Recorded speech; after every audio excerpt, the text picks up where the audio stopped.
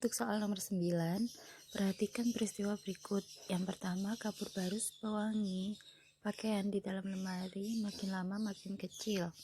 Yang kedua, timbulnya butir-butir air pada tutup panci sewaktu merebus air. Yang ketiga, gunung es di kutub mencair karena kenaikan suhu bumi. Yang keempat, terjadinya embun pada malam hari. Yang kelima, ketika sumbu lilin dinyalakan, lilin meleleh. Peristiwa yang menerima kalor adalah yang pertama, kapur barus pewangi pakaian di dalam lemari makin lama makin kecil. Berikut adalah peristiwa menyublim. Kemudian yang kedua, gunung es di kutub mencair karena kenaikan suhu bumi. Berikut merupakan peristiwa mencair. Nah, yang ketiga, ketika sumbu lilin dinyalakan, lilin meleleh. Ini merupakan proses meleleh atau mencair yang membutuhkan kalor untuk merubah zatnya.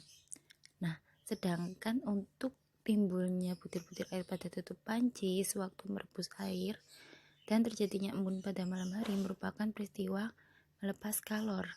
Jadi jawabannya adalah nomor 1, 3, dan 5. Soal nomor 10, perbedaan asteroid dan komet adalah: komet merupakan salah satu benda langit yang mengelilingi matahari dengan bentuk lintasan berbentuk elips, sedangkan asteroid merupakan benda langit yang hampir sama unsurnya dengan komet, yaitu terdiri dari gumpalan batuan, gas, dan debu. Tetapi perbedaan komet dan asteroid adalah asteroid tidak membeku dan tidak memiliki ekor. Jadi jawaban yang tepat adalah yang D. Asteroid tidak memiliki ekor, sedangkan komet memiliki ekor. Soal nomor 11, perhatikan pernyataan berikut.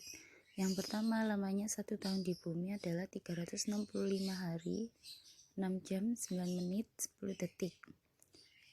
Kedua, terlihat rasi bintang yang berbeda selama 1 tahun. Ketiga, pada 21 Maret hingga 21 Juni, belahan bumi bagian utara mengalami musim semi.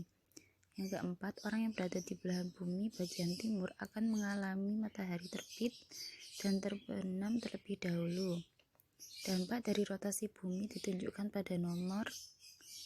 Jadi, untuk yang poin pertama, lamanya 1 tahun di bumi adalah 365 hari, 6 jam, 9 menit, 10 detik.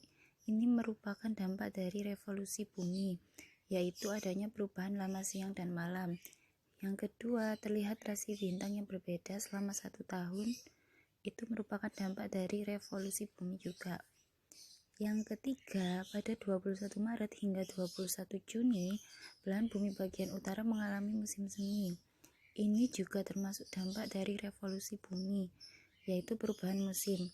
Yang keempat, orang yang berada di belahan bumi bagian timur akan mengalami matahari terbit dan terbenam lebih dahulu. Jadi ini merupakan dampak dari rotasi bumi, yaitu terjadinya perbedaan waktu di berbagai tempat. Sehingga jawaban dari soal berikut adalah yang B, nomor 4 saja.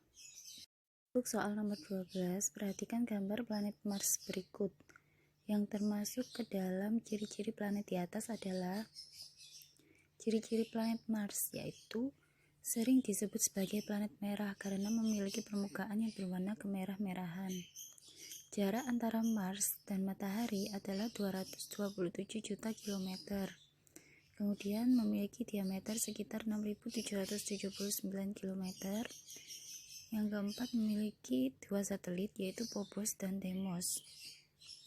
Jadi untuk jawaban soal nomor 12, coba kita lihat option A, planet terbesar dalam tata surya.